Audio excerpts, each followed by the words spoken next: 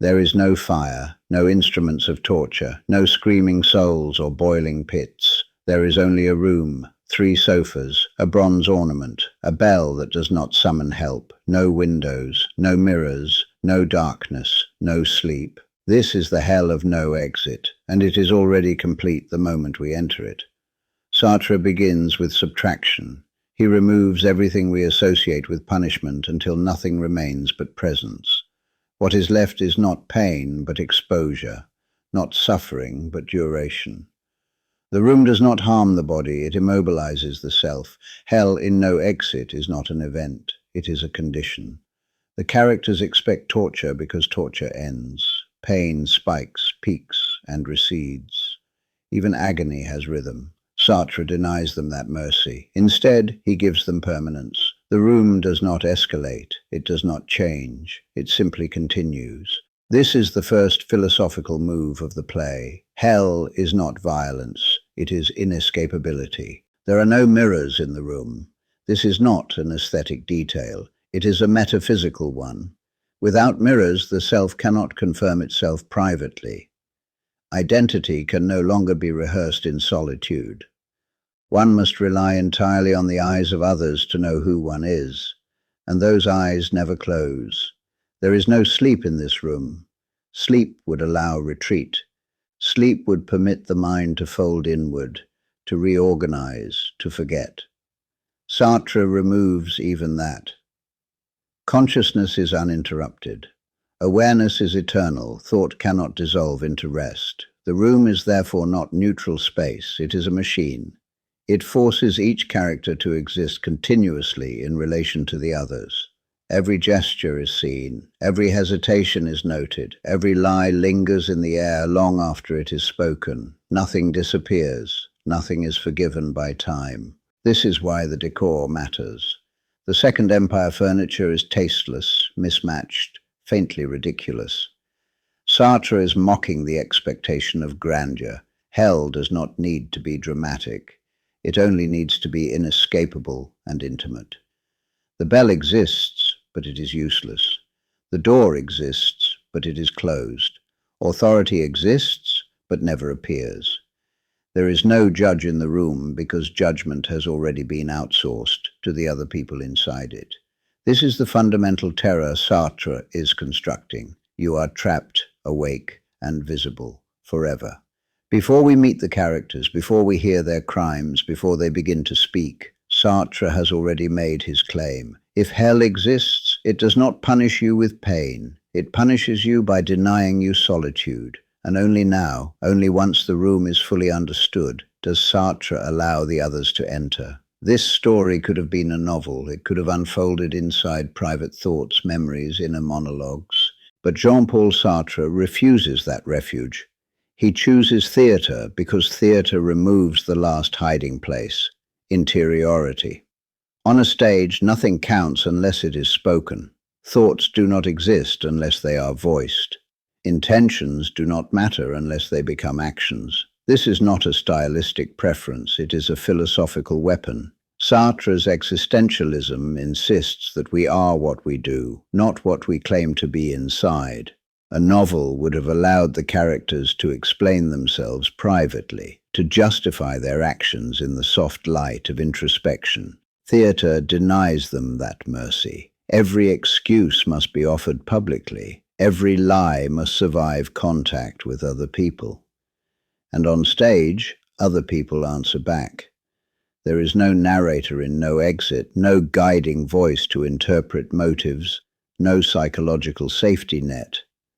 The audience watches exactly as the characters watch one another, from the outside. This matters because Sartre's central concern is not inner guilt, but exposure. He is not interested in what the characters feel about themselves. He is interested in what happens when they are forced to confront the image of themselves that exists in the minds of others. Theatre is the perfect apparatus for this because it is already a space of judgment. Actors are watched. Their movements are interpreted. Their words are weighed. The audience is not neutral. It mirrors the dynamic inside the room itself. The characters are trapped on stage. The actors are trapped in performance. The audience is trapped in observation. Everyone is implicated. Unlike tragedy, there is no catharsis here, no emotional purge, no resolution that releases tension.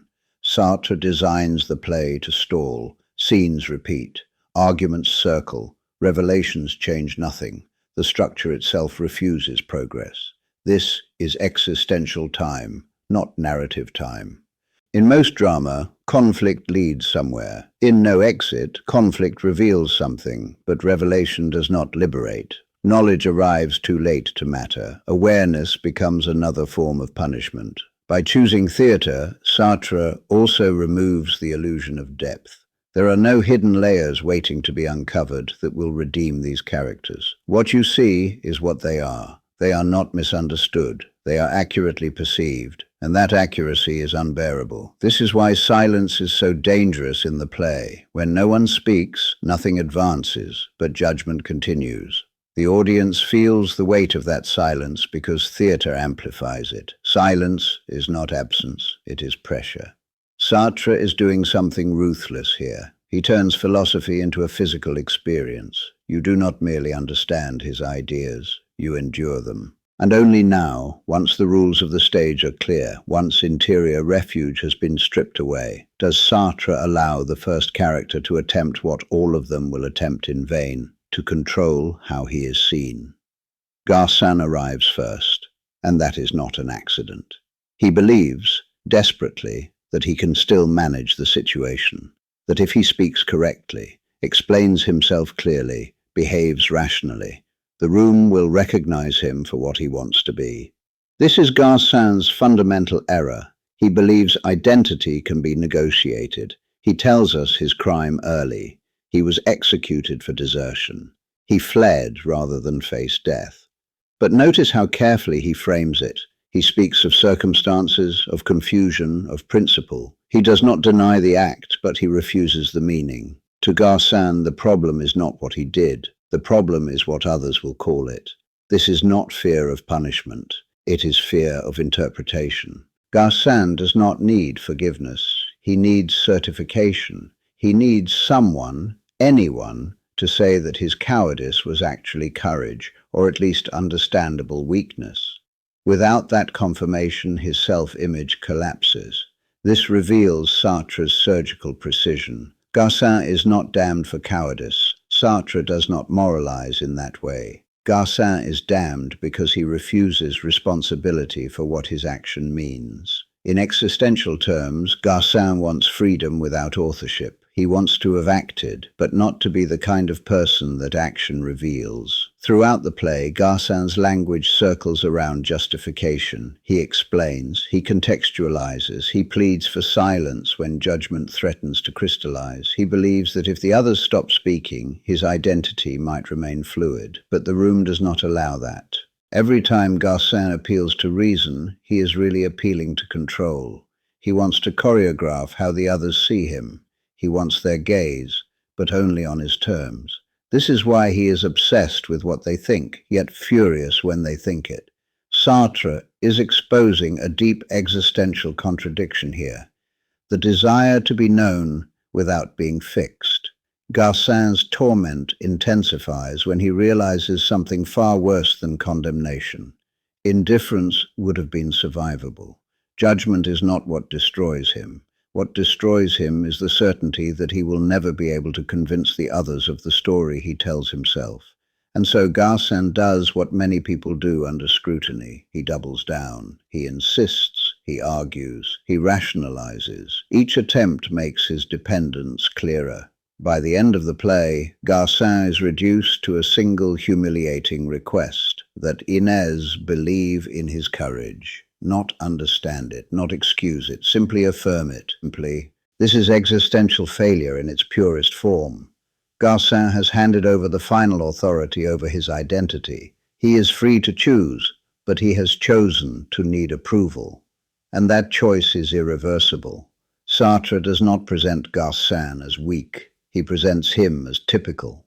Garcin is what happens when a person mistakes explanation for responsibility and persuasion for authenticity. In hell, there are no sympathetic readings left. only what you have done and what others will never stop seeing, and Garcin is not alone in this room. Inez understands the room immediately. Where Garcin searches for rules and Estelle searches for reassurance, Inez recognizes the structure. She does not ask where the torturers are. She does not expect release. She does not hope for misunderstanding. She knows they are already in hell. This clarity is what makes her terrifying. Inez does not suffer from self-deception. She does not attempt to reframe her past or soften her actions. She acknowledges what she is without embarrassment and without appeal. In existential terms, she accepts responsibility but refuses remorse. This is not moral strength, it is something colder. Inez understands that the room functions through mutual exposure, and rather than resist that mechanism, she chooses to wield it. If the others will be mirrors, she will decide what they reflect. Sartre makes Inez the most philosophically honest character in the play, and the most cruel. She sees through the lies instantly. Garcin's appeals disgust her. Estelle's innocence amuses her. She is not interested in being liked, because liking is just another form of dependency. Unlike Garcin, Inez does not fear judgment. She fears boredom. This is crucial. Hell for Inez is not being seen. It is being alone with no one to affect. She needs the others not for validation but for resistance. Conflict gives her shape. Resistance confirms her power. Her sadism is not primarily sexual or physical. It is existential. She takes pleasure in forcing others to confront what they are avoiding. This is why she never lies when truth will wound more deeply. But Sartre does not let us romanticize her. Inez's lucidity does not grant freedom. It simply removes illusion. She knows the room will never change. She knows escape is impossible. And still she continues. This is the paradox of her character. She is clear-eyed and yet trapped. Inez exposes a disturbing possibility within existentialism itself. What happens when someone accepts responsibility, rejects self-deception, and still chooses cruelty? Sartre refuses to answer that question comfortably. Inez is not a warning against dishonesty. She is a warning against clarity without ethics. She understands the gaze better than anyone else in the room. She knows that being seen can be weaponized. And so she positions herself as the permanent witness, the one who never looks away, never softens, never forgives. In doing so, she becomes indispensable to the machinery of hell. The room does not need a torturer while Inez is present. Her attention is enough.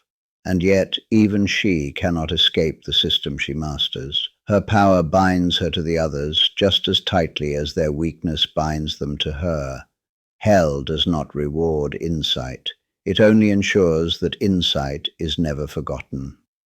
With Inez, Sartre introduces the most unsettling idea of the play. Self-knowledge does not save you, and the final presence in the room will prove that even self-knowledge is not guaranteed. Estelle enters the room already incomplete. She does not ask what she has done. She asks how she looks. She scans the space not for danger, but for reflection. When she discovers there are no mirrors, she panics. Not out of vanity, but out of existential disorientation. Estelle does not merely like to be seen, she requires it. In No Exit, Estelle represents the most fragile form of identity, the self that exists only in the gaze of others. Without a mirror, without eyes upon her, she begins to dissolve. Her anxiety is immediate and physical. She cannot stabilize herself internally because there is nothing inside to stabilize. Sartre is merciless here. Estelle's dependence is not presented as shallow narcissism. It is something far more disturbing. She has built her entire sense of being from surfaces: admiration, desire, attention. When those disappear, she has nothing to retreat into. This is why Estelle clings so desperately to Garcin. Not because she loves him, and not even because she desires him, but because she needs someone to see her into existence. His gaze becomes her substitute mirror. When he looks away, she fades. Her crime, when it finally emerges, mirrors this structure perfectly. She kills her child to preserve an image of herself, uncomplicated, unblemished, untouched by consequence. Reality threatens the surface she depends on, so reality must be erased. But hell does not allow erasure. Unlike Garcin, Estelle does not seek justification. Unlike Inez, she does not seek domination. She seeks reassurance, constant, unconditional, and empty of judgment. And that is precisely what this room cannot provide. The others refuse to become the mirrors she demands. Inez reflects too accurately. Garcin reflects too anxiously. Neither gives Estelle the smooth, flattering surface she needs to survive. This is why Estelle suffers in a way the others do not. She is not tortured by guilt or judgment. She is tortured by ontological starvation. Without admiration, she cannot feel real. Without desire directed at her, she loses substance. Sartre is making a devastating claim here. A self built entirely from appearance has no endurance. In life, Estelle could always find another room, another admirer, another surface to reflect her back to herself. In hell, there are no new rooms, no new audiences, no escape into novelty. Her punishment is not condemnation. It is invisibility without absence. She is seen, but not as she wishes to be seen, and that difference is fatal to her. By placing Estelle alongside Garcin and Inez, Sartre completes his triangle. One character needs approval, one character wields judgment, and one character cannot exist without reflection. The room now has everything it needs. Hell is other people. Few philosophical lines have been quoted more casually and misunderstood more completely. In No Exit, this line is not a declaration of misanthropy. Sartre is not saying that people are inherently cruel, or that human relationships are doomed, or that solitude is preferable to society. What he is naming is something far more precise and far more disturbing. Hell, in this sense, is being fixed. To understand the line, we need to understand Sartre's concept of the gaze. When another person looks at us, we are no longer just a subject experiencing the world. We become an object in someone else's perception. Our freedom, the ability to define ourselves through future actions, is suddenly frozen into an image. That image may be accurate or inaccurate, it doesn't matter. What matters is that it escapes our control. In everyday life, this fixation is temporary. People see us in moments. Judgments fade, context changes. We move, act, contradict ourselves, redefine who we are. Time gives us elasticity. Hell removes time's mercy. In the room, the characters are trapped in a permanent present where every action is preserved and interpreted endlessly. There is no later in which to redeem oneself, no future gesture to overwrite a past one. The gaze never loosens.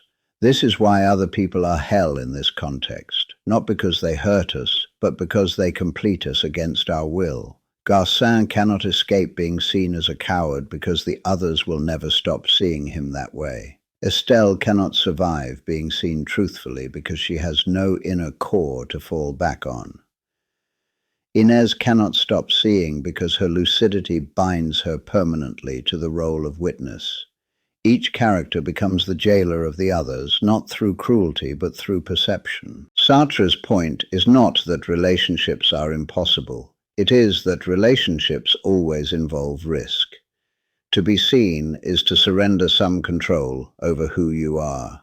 To love, to speak, to act publicly is to accept that others will interpret you, and that interpretation will shape reality. Hell is what happens when that process becomes eternal and inescapable. There is no privacy left in the room, no inner sanctuary untouched by judgment. Even silence is interpreted, even refusal speaks.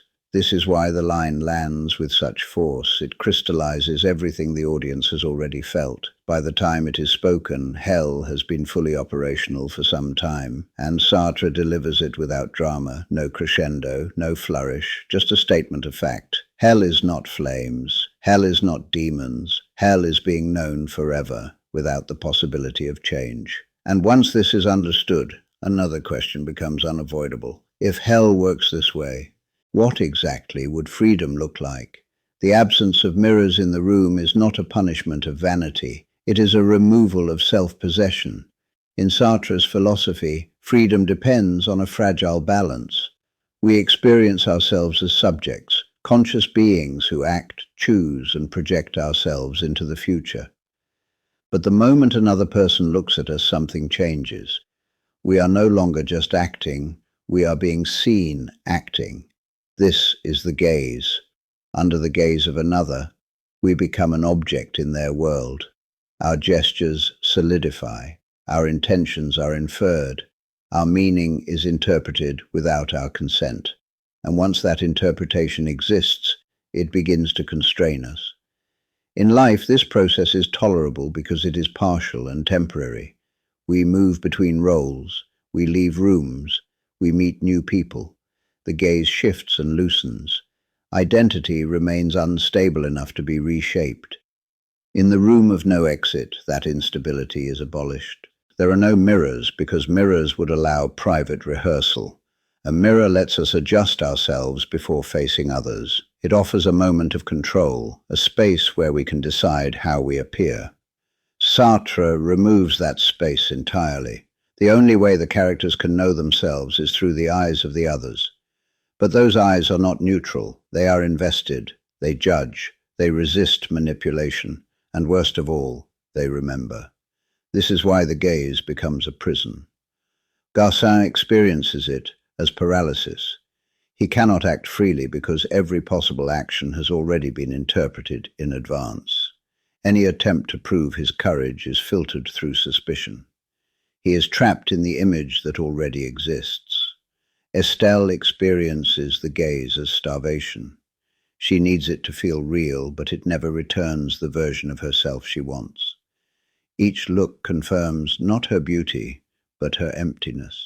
Inez experiences the gaze as responsibility. She sees clearly, but clarity fixes her in the role of executioner. She cannot stop seeing without ceasing to exist as she understands herself. The gaze, in this context, destroys freedom not by coercion, but by completion. The characters are finished. There is nothing left to become. This is why Sartre's hell does not require chains.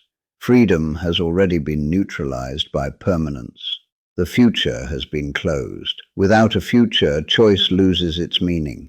Freedom for Sartre is not simply the ability to choose, it is the ability to change, to redefine oneself through new actions, to escape the totality of a single interpretation. The gaze denies that possibility, and this is the final cruelty of the room. It reveals that hell is not imposed from outside. It emerges naturally when freedom collapses under endless observation, which raises the next question Sartre forces us to confront. If hell does not torture the body, what exactly is being punished?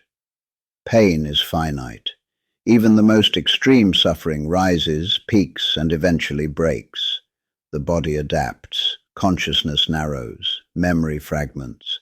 Physical torture, brutal as it is, contains a strange mercy. It interrupts thought. Sartre refuses that mercy. In No Exit, the absence of physical punishment is deliberate. Hell is not designed to injure the body because the body would provide an escape. Pain would distract. It would offer something to endure, something to focus on, something that might even end. Instead, Sartre constructs a hell that preserves clarity. The characters are fully conscious, fully articulate, fully aware of their situation and of one another. Nothing interferes with perception. Nothing blurs judgment. Nothing allows sensation to overpower reflection. This is not a lesser punishment. It is a more precise one. Physical torture externalizes suffering. It comes from an identifiable source. Someone or something inflicts pain. Responsibility can be displaced. One can become a victim. Psychological torture offers no such relief. In the room, the suffering is self-generated. Each character is tormented by the image of themselves reflected back by others. The pain comes not from blows or flames, but from recognition without escape. This is why the room is so quiet. Silence does not mean peace. It means there is nothing to interrupt thought, no scream to release tension, no rhythm of punishment to mark time, just awareness, stretching forward without limit. Sartre is making a radical claim. The deepest suffering is not agony, but inescapable self-knowledge. Not the comforting kind that leads to growth, but the frozen kind that arrives too late to change anything. Knowledge without agency, insight without redemption. Garcin knows what he is and cannot revise it. Estelle sees what she lacks and cannot construct it. Inez understands the system and cannot leave it. This is why hell, in Sartre's vision, is stable. Nothing escalates because nothing needs to. The mechanism works indefinitely. Consciousness itself becomes the medium of punishment. And because there is no physical pain, there is no obvious injustice to protest. Nothing seems unfair in a way that invites rebellion. The room simply enforces what already exists. Hell does not add anything. It only removes distraction, which leads to the cruelest moment in the play, the one that proves this is not merely a thought experiment, but a trap that could have been avoided. The door opens.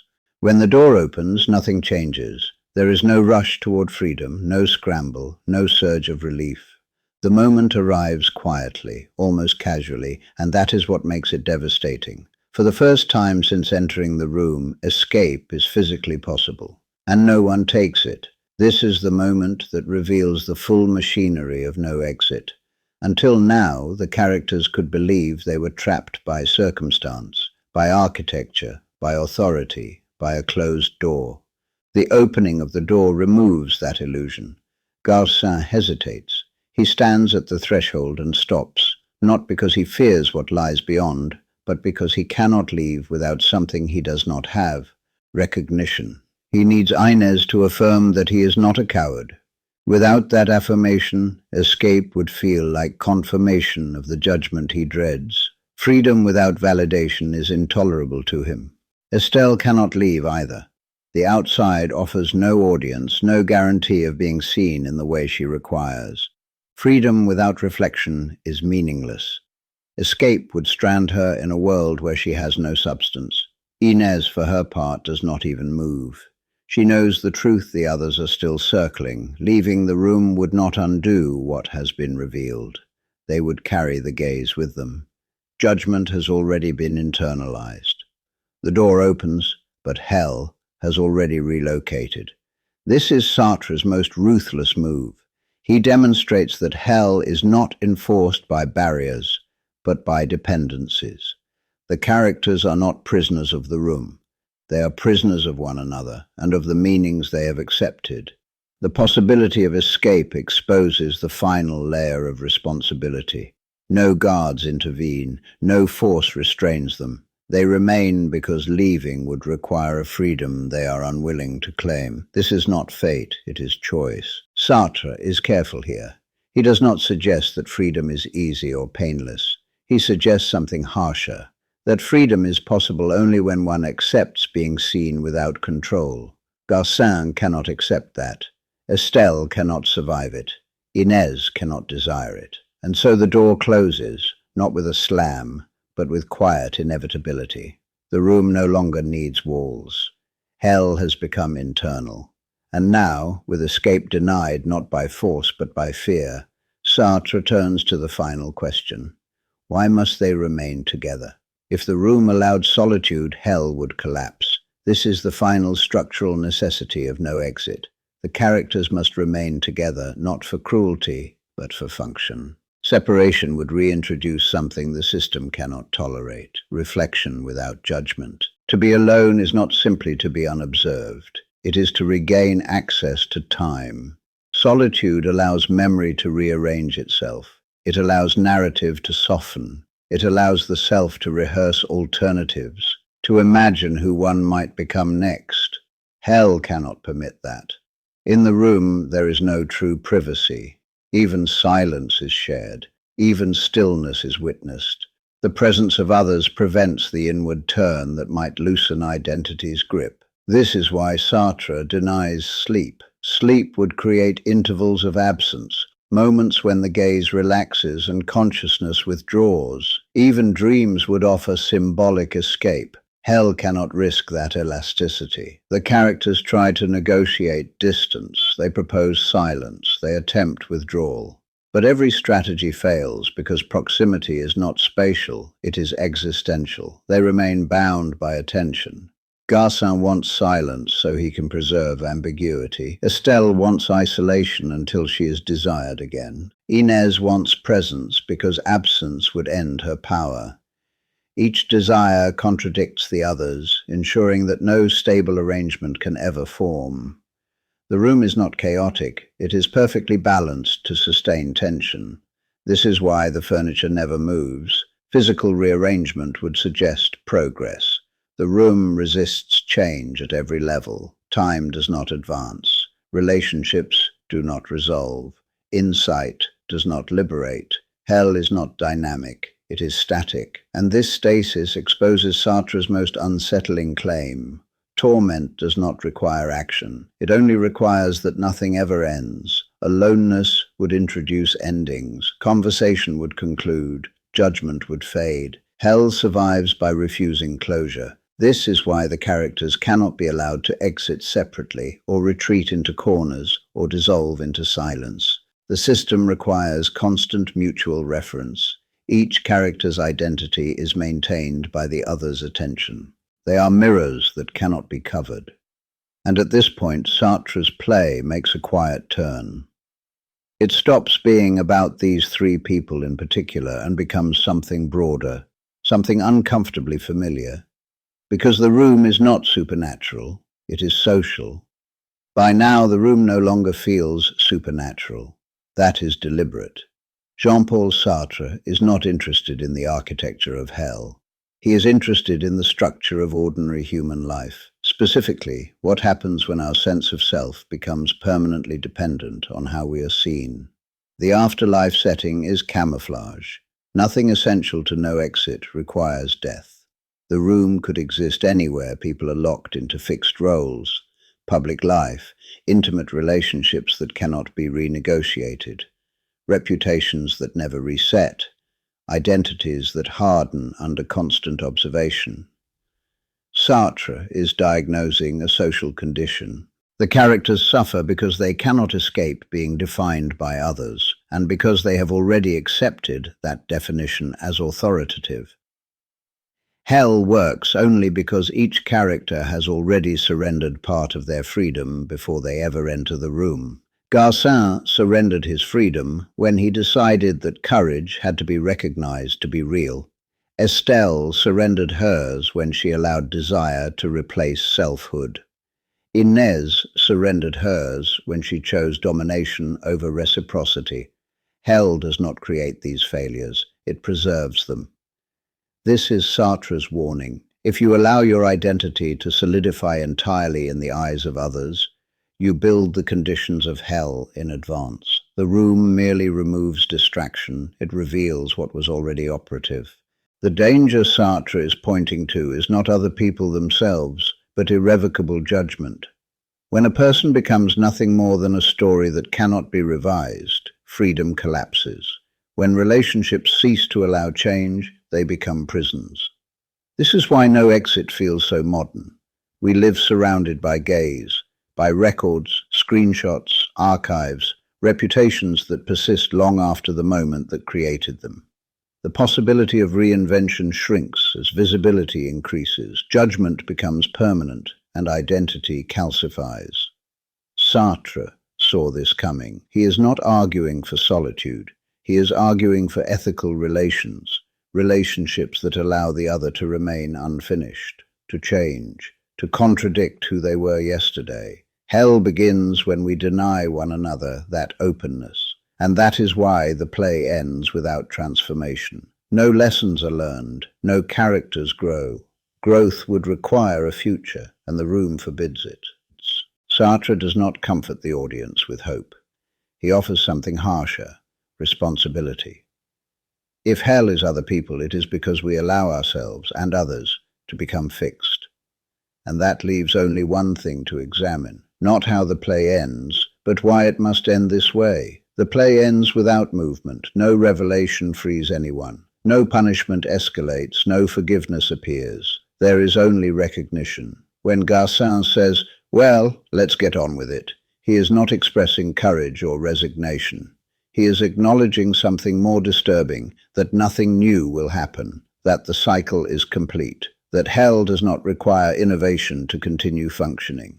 This is the final cruelty of no exit. Hell is not dramatic, it is repetitive. It does not break you all at once. It wears you down by refusing to end. They laugh at this point, not because it is funny, but because laughter is the last remaining reflex when escape, denial, and hope have all been exhausted. The laughter does not release tension. It confirms permanence. The characters now understand the rules of the room perfectly, and that understanding changes nothing. This is Sartre's refusal of redemption. There is no moral arc, because morality alone does not save you. There is no self-awareness arc, because self-awareness alone does not free you. The play ends exactly where it must, with conscious beings fully aware of their condition and unable or unwilling to leave it. This is not nihilism. Sartre is not saying that freedom is impossible. He is showing what life looks like after freedom has already been surrendered. The warning is retroactive. If the play feels unbearable at the end, it is because it is too late. All the choices that mattered were made before the curtain ever rose. Hell is simply where those choices are no longer reversible. And so the room closes, not with a door, but with acceptance. They will continue speaking. They will continue judging. They will continue needing one another, forever. Sartre leaves us there, not to terrify us with metaphysics, but to confront us with something far closer. The danger of living as if your identity were already finished. Because once you believe that who you are is fixed by others, by past actions, by reputation, then hell does not need to be imposed. You will already be inside it. And the most unsettling part of all is this: nothing in the play requires us to enter that room. We walk into it ourselves.